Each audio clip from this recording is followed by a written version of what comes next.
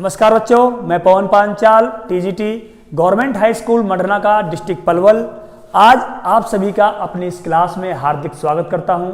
आज हम सीखने वाले हैं मैथ एनसीईआरटी क्लास 10th का चैप्टर 12 व्रतों से संबंधित क्षेत्रफल। सबसे पहले हम व्रत के बारे में पढ़ेंगे। हालांकि हम व्रत से संबंधित बहुत सारी बातें पिछली कक्षाओं में सीख चुके हैं और कुछ नई बातें हम इस कक्षा में सीखेंगे और उसके बाद हम करेंगे एक्सरसाइज 12.1। चलिए चलते हैं कुछ बेसिक कॉन्सेप्ट की तरफ व्रतों से संबंधित। आप सभी जानते हैं कि ये सर्कल है, इसको हम व्रत बोलते हैं। व्रत एक 2D आकृति होती है, एक आकृति होती है 3D। बहुत से बच्चे क्या करते हैं 3D और 2D में अंतर नहीं कर पाते। व्रत से मिलती जुलती एक आकृति है गोला, जिसे बोलते हैं गोला, जैसे लड्डू, गेंद। वो जो आकृति होती है वो होती है 3D। उसके अंदर लंबाई, चौड़ाई, ऊंचाई 3 डायमेंशनल होती है वो। लेकिन व्रत जो है वो हमारी 2 डायमेंशन आकृति है, 2 डायमेंशनल आकृति है। जैसे कि आपकी रोटी, आपकी चूड़ी, मम्मी की चूड़ी जो होती है, कड़ा बोल देते हैं जिसको हम, या छल्ला होता है जो, या रुपया, आपने 1 रुपये का सिक्का देखा होगा, वो व्रत की आकृति का होता है। तो व्रत में और गोले में बहुत ही ज्यादा अंतर है। व्रत 2D है और गोला, जिसे इंग्लिश में स्फेयर कहते हैं और इसको सर्कल कहते हैं। सबसे पहली बात तो ये। चलिए आगे बढ़ते हैं। व्रत में ये सेंटर होता है, इसे केंद्र कहते हैं, जो बिल्कुल इसके बीचों बीच में होता है, इसे कहते हैं केंद्र, जिसको हम O के द्वारा डिनोट करते हैं, O से। और इस केंद्र से व्रत पर स्थित कोई भी बिंदु, ये बिंदु हो, ये बिंदु हो, ये बिंदु हो, ये सभी बिंदु बराबर दूरी पर होते हैं, बराबर दूरी पर होते हैं। अच्छा, जो केंद्र से लेकर व्रत पर स्थित कोई बिंदु है, उसके बीच की दूरी को हम त्रिज्या कहते हैं। क्या कहते हैं? त्रिज्या। और इसको R के द्वारा डिनोट करते हैं, R से त्रिज्या को। और व्रत के अंदर बहुत सारी त्रिज्याएं होती हैं, ये सभी क्या हैं? त्रिज्याएं हैं। दूसरी बात, सबसे पहले केंद्र आया, व्रत आया, त्रिज्या आया। अब देखो, अब है व्यास। व्यास क्या होता है? व्रत के किन्हीं 2 बिंदुओं को मिलाने वाली रेखा, और वो कहां से जाए? केंद्र से होके जाए, उसे हम व्यास कहते हैं। व्रत के कोई भी 2 बिंदु को मिलाने वाली रेखा और जो केंद्र से होकर जाए, उसे हम व्यास कहते हैं। ठीक है? तो इस तरह व्रत के अंदर बहुत सारे व्यास हो सकते हैं। तो आपने व्यास को हम D से डिनोट करते हैं। D फॉर डायामीटर, इंग्लिश में डायामीटर कहते हैं इसको, और R फॉर रेडियस, डायामीटर। ठीक है बच्चों, ये आप सभी पिछली कक्षाओं में पढ़ चुके हो। आगे बढ़ते हैं। हमारे पास व्यास हो गया। व्यास के बाद व्रत के किन्हीं भी 2 बिंदुओं को मिलाने वाली रेखा, कोई से 2 बिंदु, इस बिंदु को और इस बिंदु को, ये मिला दिया, इस बिंदु को और इस बिंदु को, ये मिला दिया। जो ये रेखा है, इसे हम जीवा कहते हैं। क्या कहते हैं इसको? जीवा कहते हैं। तो ये सभी क्या है? जीवा है। कोई भी दोनों बिंदुओं को मिला लें, ये सभी जीवा है।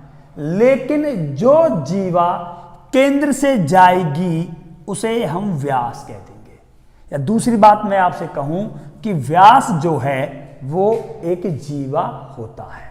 सभी व्यास, जितने भी व्यास होंगे, सभी जीवा होंगे, लेकिन सारी जीवा व्यास नहीं होगी। ये वाली जीवा व्यास नहीं है, ये जीवा व्यास नहीं है, लेकिन ये वाली जीवा आपकी व्यास है, ये वाली जीवा आपकी व्यास है। तो जीवा, व्यास, त्रिज्या, केंद्र, वृत्त, ये सभी आपको समझ में आ गए होंगे। आगे बढ़ते हैं। जीवा के बाद, जीवा को इंग्लिश में कोड कहते हैं।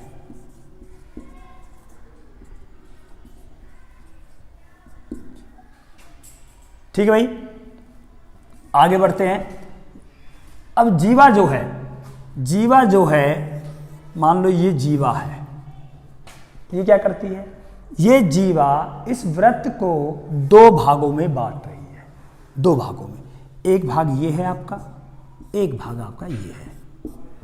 ये छोटा भाग है, इसीलिए इसे लघु वृत्त खंड कहते हैं। वृत्त खंड, ये वृत्त खंड, वृत्त का टुकड़ा, खंड माने टुकड़ा। तो ये है लघु, लघु मतलब छोटा वृत्त खंड, छोटा वृत्त का टुकड़ा। इसे बोलते हैं दीर्घ वृत्त खंड, दीर्घ वृत्त खंड। इसे बोलते हैं लघु वृत्त खंड। लघु माने छोटा, दीर्घ माने बड़ा। ठीक है, तो जीवा जो है वृत्त को दो भागों में बांटती है, कोई छोटा होगा, कोई बड़ा होगा। और मान लो एक जीवा आपकी केंद्र से जा रही है, तो ये दो समान भागों में बांट दिया है। अब ये अर्धवृत्त खंड, अर्धवृत्त खंड मतलब आधा वृत्त का खंड, टुकड़ा है ये। ठीक है, तो जीवा वाली बात समझ आ गई। वृत्त खंड आपको क्लियर हो गया होगा आपको। इसके बाद एक और हम इसमें पॉइंट सीखेंगे। इसमें ये कोई वृत्त है, ये केंद्र है। अब इस केंद्र से एक त्रिज्या ये है और एक त्रिज्या आपकी ये है। इस दो त्रिज्याओं ने ये एक टुकड़ा निकाल दिया है। इस टुकड़े को बोलते हैं त्रिज्या खंड। क्या बोलते हैं? त्रिज्या खंड। इससे पहले क्या सीखा हमने? वृत्त खंड। वृत्त खंड के भी दो भाग हो गए थे, दीर्घ वृत्त खंड और लघु वृत्त खंड। ऐसे त्रिज्या खंड के भी दो भाग होंगे, लघु त्रिज्या खंड और दूसरा है दीर्घ वृत्त खंड। ये आपका लघु छोटा, और ये बाकी वाला जो रह गया आपका, ये है आपका, ये जो है पोर्शन आपका, ये है आपका दीर्घ, सॉरी वृत्तखंड नहीं है, दीर्घ त्रिज्या खंड।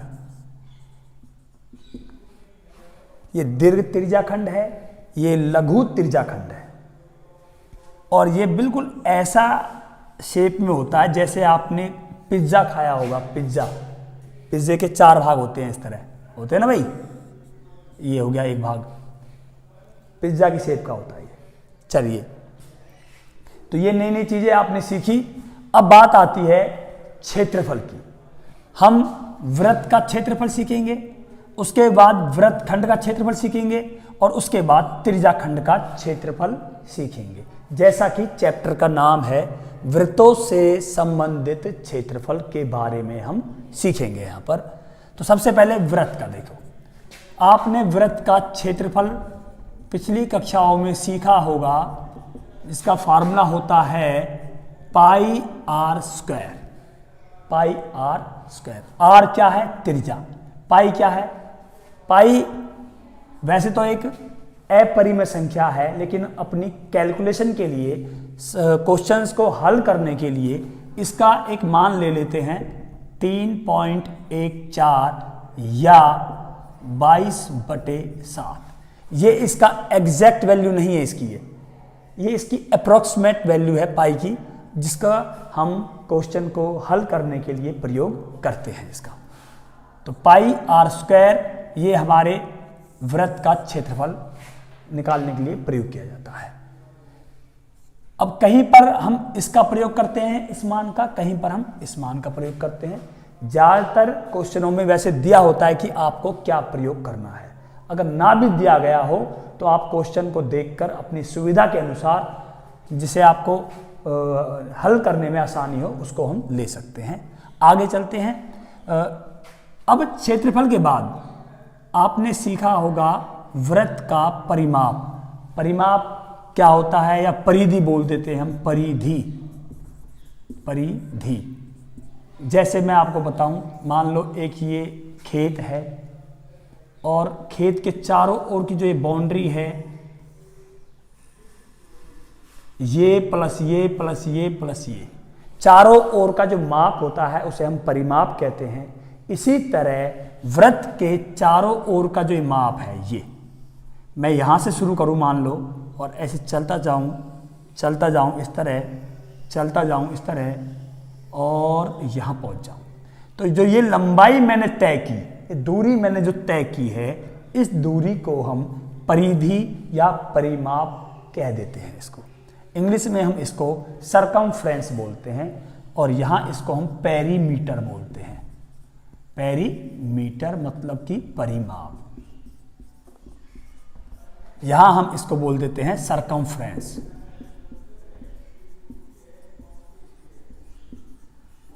सरकमफ्रेंस कह लो या इसको परिधि हम कह सकते हैं। इसको ये छोटी छोटी बातें हैं, आपको पता होनी चाहिए, लेकिन इन दोनों का जो अर्थ है, तात्पर्य है, वो बिल्कुल समान है। चलिए अब परिधि निकालने का भी एक फॉर्मूला होता है।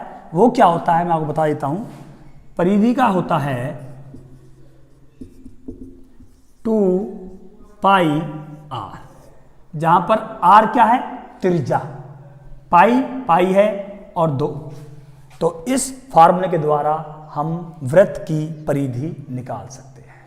तो एक्सरसाइज 12.1 में हमें क्षेत्रफल वृत्त का और परिधि से संबंधित क्वेश्चन ही करने हैं, और एक्सरसाइज 12.2 में हम वृत्तखंड और त्रिज्याखंड से संबंधित क्वेश्चन करेंगे।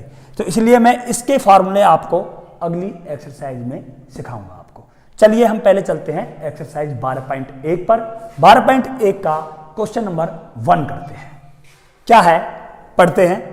दो वृत्तों की त्रिज्याएं क्रम से मतलब होता है कि पहले की और दूसरे की 19 सेंटीमीटर और 9 सेंटीमीटर है। उस वृत्त की त्रिज्या ज्ञात करनी है जिसकी परिधि इन दोनों वृत्तों की परिधियों के योग के बराबर है। चलिए देखो, दो वृत्त है आपके पास।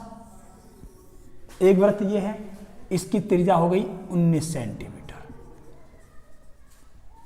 ये केंद्र हो गया, ये इसकी त्रिज्या हो गई 19 सेंटीमीटर। एक दूसरा वृत्त है, उसकी त्रिज्या हो गई आपके पास 9 सेंटीमीटर। दो वृत्त हो गए, त्रिज्या 19 सेंटीमीटर, त्रिज्या 9 सेंटीमीटर। अब आपको एक ऐसे वृत्त की त्रिज्या निकालनी है जिसकी परिधि तुम जानते हो क्या होती है, परिधि होती है ये सरकमफ्रेंस, ये परिधि जो है, जिसकी परिधि इसकी परिधि प्लस इसकी परिधि के जोड़ के बराबर हो, उस वाले वृत्त की त्रिज्या निकालनी है। हम मान लेते हैं कि ये वाला वृत्त जो है, इसकी परिधि इन दोनों के जोड़ के बराबर है और इसकी त्रिज्या है r। ठीक है भाई, इसकी त्रिज्या क्या है, r है। जब त्रिज्या r है तो इसकी परिधि क्या होगी, इसकी 2 पाई r, और जो बराबर किसके है, इसकी परिधि के जमा इसकी परिधि के। तो मुझे पहले इसकी परिधि निकालनी है और इसकी परिधि निकालनी है। ये हो गया हमारा O1 और ये हो गया O2। ये हमारा वृत्त नंबर 1, वृत्त नंबर 2। तो हम लिखेंगे इसको कैसे भाई, वृत्त, पहले वृत्त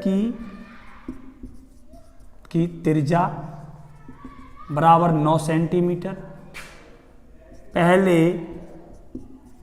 वृत्त की परिधि निकालना आप सभी जानते हैं 2 पाई r, और ये हो जाएगा 2 गुना के 22/7 गुना के 9। ठीक है। अच्छा, दूसरे वृत्त की त्रिज्या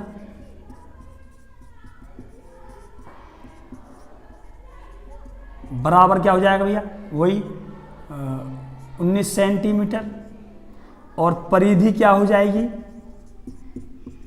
बराबर 2πr, 2 गुना के, इसको पाई रहने देंगे और 19, तो ये इसको भी पाई रहने देंगे, तो 9 दूनी 18 पाई, और ये हो जाएगा 19 दूनी 38 पाई।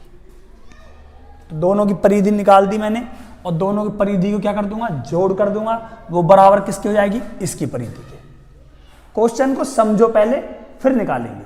क्वेश्चन क्या कर रहा है कि दोनों की परिधियों को जोड़ो और उसको रख दो इसकी परिधि के बराबर। तो नए वृत्त की त्रिज्या क्या मान ली मैंने, मान नए वृत्त की त्रिज्या r, तो परिधि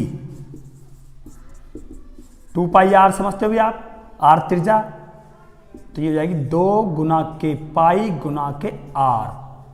ठीक है, तो ये हो गया π/r हो गया भाई। तो और ये बराबर है किसके भाई, ये बराबर है 18 पाई प्लस 38 पाई। ये क्या बन गया आपका, एक समीकरण बन गया आपका। क्या बन गया आपका, समीकरण। और समीकरण से एक अननोन वैल्यू को हम निकाल सकते हैं, और अननोन वैल्यू क्या हमारे पास, r, तो इसको निकालेंगे, इसको यहीं रहने देंगे, बाकियों को उठा के इधर। 18 और 38 कितना हो जाएगा भाई, 56, 8 8 16 3 4 5 56 पाई। अब पाई की वैल्यू चलो अभी नहीं रखते, पाई, और ये 2 पाई कहाँ जाएगा, भाग में। क्यों, क्योंकि ये गुना में था, r के साथ क्या है, गुना में। जब बराबर से इधर जाएगा तो ये जाएगा हमारा भाग में, 2 पाई, पाई से पाई कट गया, 2 एकम 2, 2 दूनी 4, 2 अट्ठे 16, तो r बराबर आ जाएगा 28। सारी त्रिज्याएं सेंटीमीटर में थी, तो ये भी सेंटीमीटर आ गया, तो ये आ जाएगा 28 सेंटीमीटर। तो ये था आपका क्वेश्चन नंबर 1। क्वेश्चन नंबर 2 बिल्कुल इसी तरह है। चलिए क्वेश्चन नंबर 3, बहुत ही इंटरेस्टिंग क्वेश्चन है। अगर आप इसको समझ गए तो ये बहुत ही आसान है, मजेदार क्वेश्चन है। चलिए पढ़ते हैं इस क्वेश्चन को। एक आकृति दी गई है, ये आकृति तीरंदाजी का लक्ष्य, जो शूटर्स होते हैं, शूटिंग करते हैं, जो इस तरह एक लक्ष्य होता है, उनका टारगेट होता है, और उस टारगेट पे निशाना लगाते हैं। इसमें ज़्यादा पॉइंट होते हैं, इसमें कम होते हैं, जैसे इसमें 10 अंक, इसमें 9 अंक, इसमें 8, इस तरह टारगेट होता है। तो इसमें केंद्र से बाहर की तरफ, देखो ध्यान से, ये केंद्र है आपका, इस केंद्र से बाहर की तरफ क्या है, 5 क्षेत्र है। एक ये gold, red, blue, black, white, अलग अलग एरिया हैं। ठीक है, इनमें अलग अलग, मतलब कि यदि कोई निशाना लगाता है तो उसको अलग अलग अंक मिलेंगे। जैसे मैंने बताया, इसमें 10 अंक मिलेंगे, इस एरिया में आपको 9 अंक मिलेंगे। क्यों, क्योंकि ये है टारगेट, मेन टारगेट ये है। जितना इसके पास लगाओगे आप, उतने ज़्यादा अंक मिलते हैं। तो इसके पास ये एरिया है, इससे दूर ये है, इसलिए अंक कम हो गए। इससे दूर ये वाला एरिया है, अंक कम हो गए। चलिए, हमारा वो काम नहीं है। गोल्ड अंक वाले वृत्ताकार क्षेत्र का, ये वृत्ताकार क्षेत्र है, ये जो है, ये वृत्ताकार क्षेत्र का, इसका जो व्यास है वो 21 सेंटीमीटर है। कितना व्यास है, 21 सेंटीमीटर। तो त्रिज्या क्या हो जाएगी, 21/2, मतलब कि 10.5, 10.5 कह लीजिए या 21/2 कह लीजिए। ये त्रिज्या हो गई इस वाले वृत्ताकार क्षेत्र की। प्रत्येक अन्य पट्टी जो है 10.5 सेंटीमीटर चौड़ी है। मतलब ये जो पट्टी है, यहां से लेके यहां तक, ये पट्टी 10.5 सेंटीमीटर चौड़ी है। तो ये भी कितनी है, ये भी 10.5 सेंटीमीटर है। ये कितनी है, यहां से लेके यहां तक 10.5 है। ये कितनी है, यहां से लेके यहां तक 10.5 है। तो इस वाले वृत्त का, अब ये वृत्त जो दूसरा है, इसकी त्रिज्या क्या हो जाएगी 10.5 प्लस 10.5, तो इसकी त्रिज्या हो जाएगी आपकी 21। और इस वाले की क्या हो जाएगी, उसमें फिर 10.5 जोड़ देंगे हम। तो ये हमें देखो 1 वृत्त, 2 वृत्त, 3 वृत्त, 4, इस तरह ये अलग अलग वृत्त हैं और इन वृत्तों की अलग अलग त्रिज्याएं हैं। त्रिज्याएं निकालनी कैसे हैं वो समझो। यहां तक है 10.5, अब इस पट्टी की चौड़ाई क्या है 10.5, तो 10.5 और 10.5 जोड़ूंगा तो यहां से लेके यहां तक क्या बन गई 21 सेंटीमीटर। और जब इस पट्टी को भी जोड़ दूंगा तो इस वाले वृत्त की त्रिज्या क्या हो जाएगी, यहां से लेके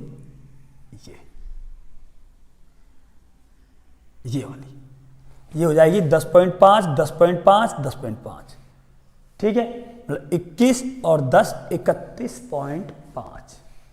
तो इस तरह अलग अलग वृत्त की अलग अलग त्रिज्या हो गई। आगे बढ़ते हैं। अंक प्राप्त करने के वाले इन 5 वृत्ताकार क्षेत्रों में से प्रत्येक का क्षेत्रफल ज्ञात करना है। मुझे सबसे पहले तो इसका क्षेत्रफल निकालना है। ये तो एक वृत्त है, वृत्त का क्षेत्रफल आप निकाल सकते हो। दूसरी बात, मुझे इसका क्षेत्रफल निकालना है, इस एरिया का। ये जो रेड एरिया है इसका मुझे एरिया निकालना है।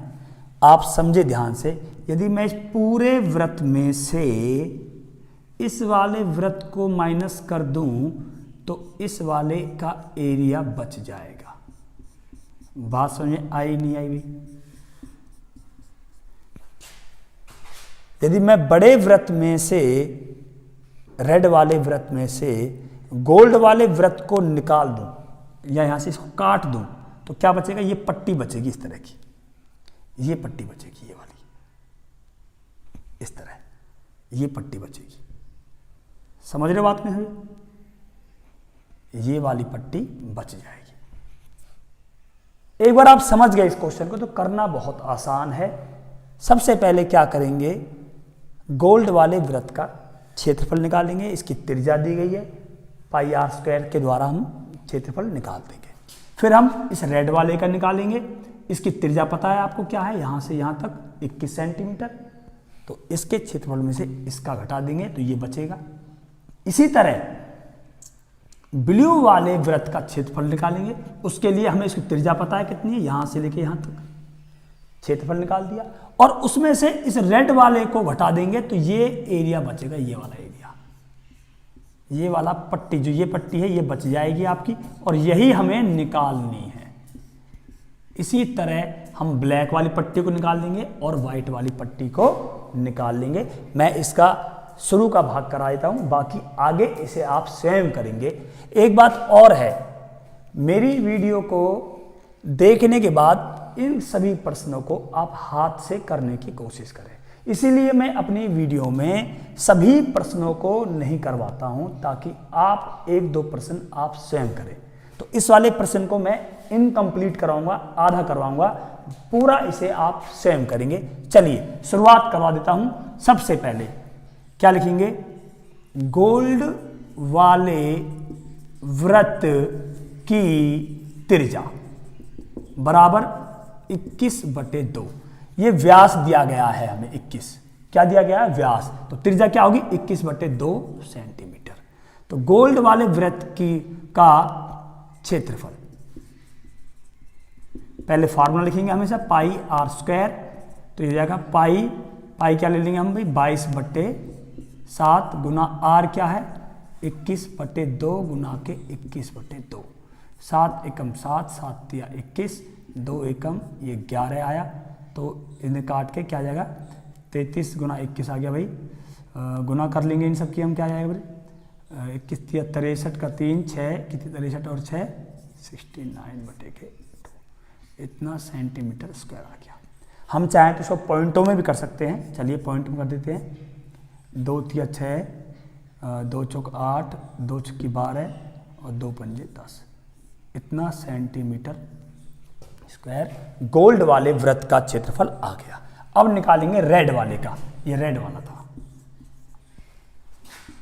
तो रेड वाले वृत्त की त्रिज्या क्या हो जाएगी भाई, यहां तक 21/2 थी और ये 10.5 और जोड़ देंगे तो क्या बन गई 21 सेंटीमीटर।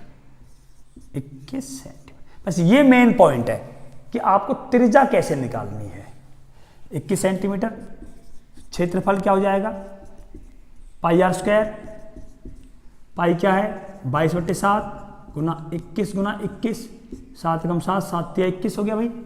तो इन्हें गुना कर लेंगे, 22 × 66 गुना 21 बटे में, सॉरी 7 तो है ही नहीं, हाँ वहाँ तो था, ठीक है। ये आ जाएगा हमारा 21 छिक्के 126, 12 21 छिक्के 126 और 12 आ गया 138, 1386 सेंटीमीटर स्क्वायर।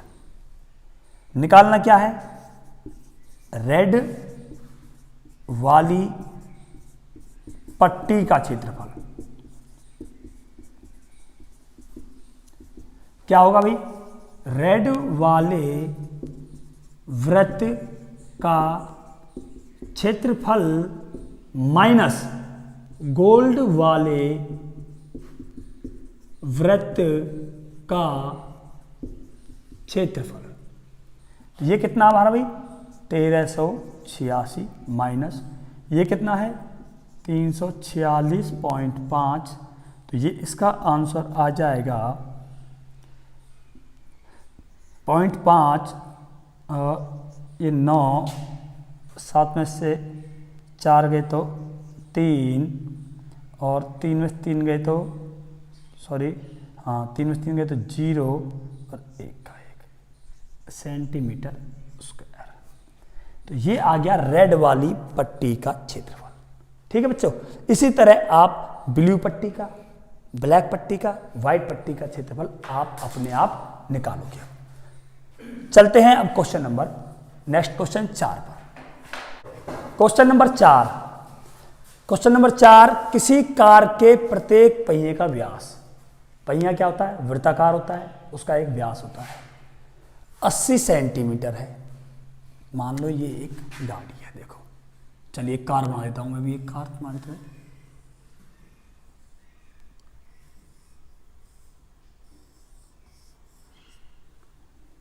तो ये पहिया है इसका,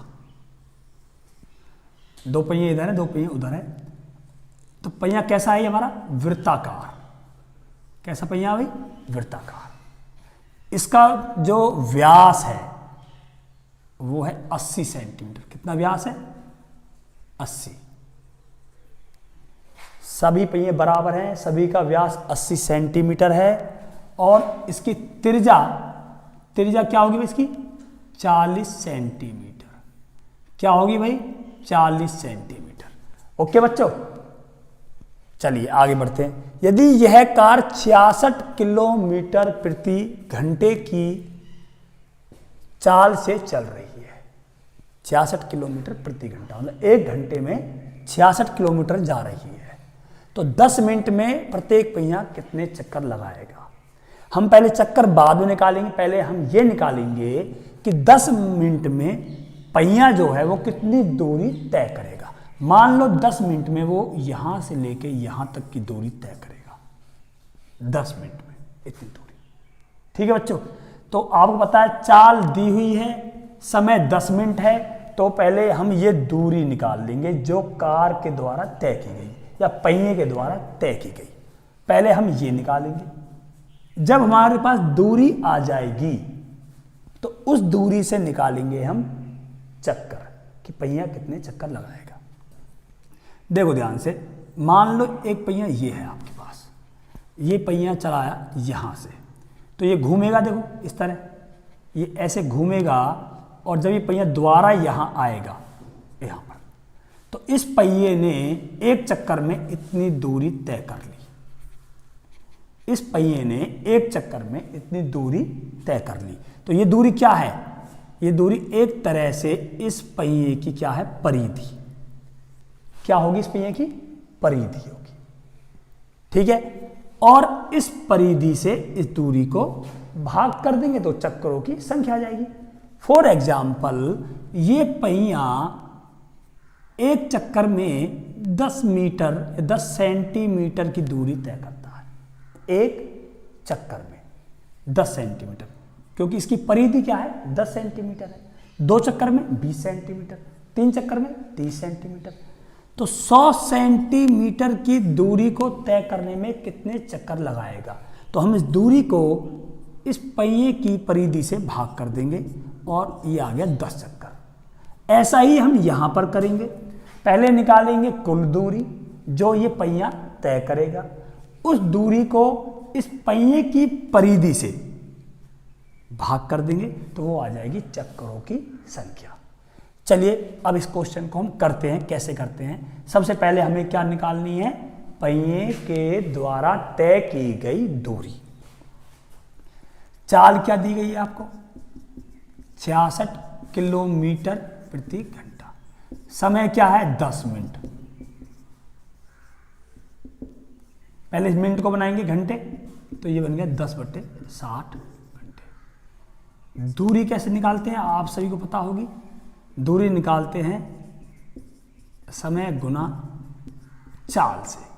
तो ये होगी, समय है हमारा 10/60 गुना चाल है 66, 0 से 0 गया, 6 एकम 6, 6 एकम 6 एकम 6, ये आ गया 11 किलोमीटर। 11 किलोमीटर दूरी तय करेंगे पहिए। ये पहिए जो है वो 11 किलोमीटर की दूरी तय करेंगे। लेकिन चलिए, ये दूरी जो पहिए की परिधि आएगी वो सेंटीमीटर में आएगी, क्योंकि उसकी त्रिज्या किस में है? सेंटीमीटर में। तो हम इस दूरी को भी सेंटीमीटर में कन्वर्ट कर लेंगे। आप सभी जानते हैं 1 किलोमीटर में होते हैं 1000 मीटर। तो 11 गुना के 1000 करेंगे तो ये हो गया 11,000 मीटर। फिर आप सभी जानते हैं 1 मीटर में होते हैं 100 सेंटीमीटर।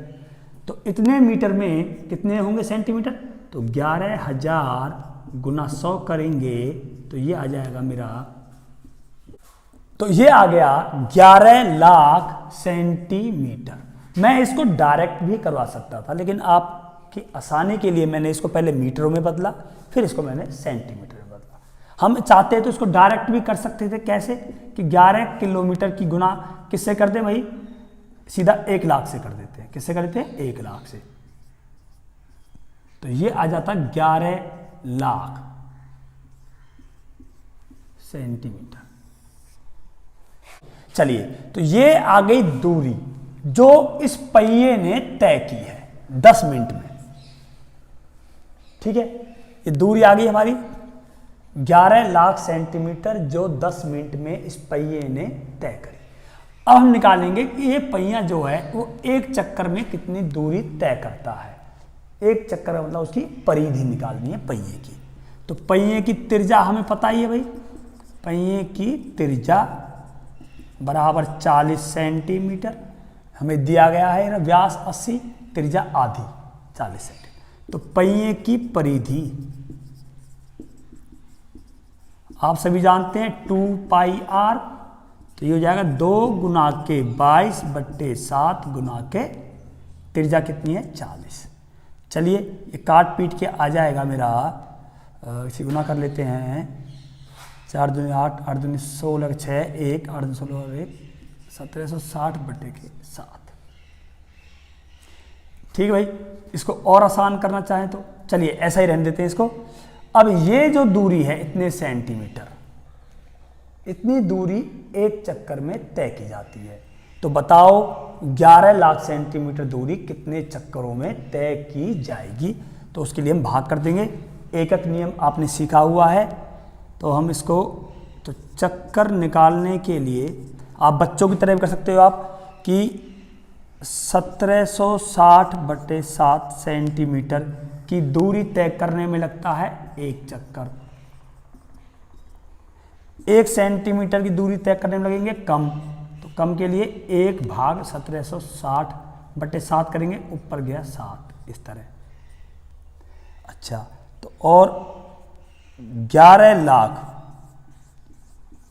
सेंटीमीटर की दूरी तय करने में लगेंगे ज़्यादा चक्कर, ज़्यादा के लिए गुना। तो ये हो जाएगा हमारा 1 गुना 7/1760 गुना में 11 लाख। अब आप इसको काट सकते हैं, इसको 7 एकम 7 की गुना कर लेंगे तो ये आ जाएगा आपका 77, ये भाग में 176।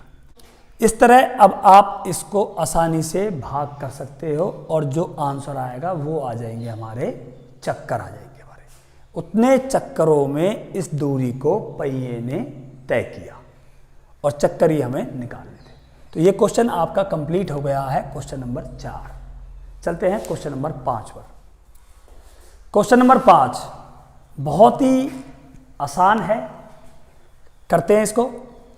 वो ये कह रहा है कि यदि एक वृत्त का परिमाप और क्षेत्रफल संख्यात्मक रूप से, ये बात नोट करने की है, संख्यात्मक रूप से, क्योंकि क्षेत्रफल और परिमाप दोनों अलग अलग जो यूनिट्स हैं वो सेंटीमीटर या मीटर में होती हैं। ये सेंटीमीटर स्क्वायर, वर्ग सेंटीमीटर, वर्ग मीटर, वर्ग किलोमीटर इस तरह होती हैं।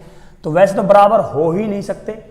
लोग कह रहे हैं संख्यात्मक, मतलब जो वैल्यू है, न्यूमेरिकल वैल्यू जो है 5, 10, 20, 50, जो न्यूमेरिकल वैल्यू है वो बराबर हो तो वृत्त की त्रिज्या ज्ञात करो। हम मान लेते हैं वो वृत्त ये है, इस वृत्त की त्रिज्या ये है, मुझे नहीं पता वो क्या है, मैंने मान लिया r। अब इसकी जो परिधि है, मतलब ये परिमाप, परिधि परिमाप, जो परिमाप है और जो इसका क्षेत्रफल है वो संख्यात्मक रूप से बराबर है। मतलब इसकी परिधि क्या होगी 2πr, क्षेत्रफल क्या होगा πr²।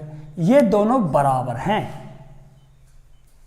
ठीक है, बराबर हो तो त्रिज्या क्या होगी वो निकालना है। ठीक है, निकालते हैं। चलिए भाई, तो हमने क्या किया है, परिधि को बराबर रख दिया किसके, क्षेत्रफल के। तो परिधि क्या होगी इसकी 2πr, त्रिज्या क्या मान रखी मैंने इसकी r मान रखी है। क्षेत्रफल में क्या होगा πr²। ठीक है भाई, चलिए तो ये 2r बराबर r² और ये पाई थी, ये पाई आ गई इसकी बटे में, तो पाई से पाई कट गया भाई, तो ये बचेगा 2r बराबर r²। अब 2r को मैं इधर ले जाता हूँ तो r² माइनस 2r बराबर रहेगा 0। दोनों में से r कॉमन ले लिया तो ये बच गया r माइनस 2 बराबर 0। तो ये क्या है, एक तरह से फैक्टर बन गए हैं, गुणनखंड। आपने द्विघात समीकरण में सीखे होंगे। ठीक है, तो यहाँ से दो वैल्यू निकल के आ सकती हैं, एक तो r बराबर 0 और एक आएगी r माइनस 2 बराबर 0 और r बराबर 2। दो वैल्यू। अब r क्या था, त्रिज्या। त्रिज्या 0 हो नहीं सकती, क्यों, अगर त्रिज्या 0 हो गई इसकी तो वृत्त तो है ही नहीं, वृत्त तो कहीं एग्जिट नहीं करेगा। हम कितना भी छोटे से छोटा वृत्त ले लें, कितना छोटा, तो उसकी त्रिज्या तो होगी भाई। अगर त्रिज्या ही नहीं है, त्रिज्या ही नहीं है तो वृत्त नहीं है, तो ये वाली त्रिज्या तो हो ही नहीं सकती। तो इसलिए क्या होगा, त्रिज्या होगी हमारी 2 मात्रक। तो ये क्वेश्चन जो था, एक ऐसा वृत्त जिसकी त्रिज्या निकालनी थी वो क्या होगा, उसकी त्रिज्या होगी 2 मात्रक। ये वाला हमारा इसका ऑप्शन हो जाएगा ए। तो ये था क्वेश्चन नंबर 5, कंप्लीट हो गई। ये आपकी एक्सरसाइज 12.1 बहुत ही आसान थी, पूरी हो गई है और आप सभी इन प्रश्नों को स्वयं करने की भी कोशिश करेंगे। अब मिलते हैं हम अपनी अगली एक्सरसाइज 12.2 पर। तब तक के लिए थैंक यू, धन्यवाद।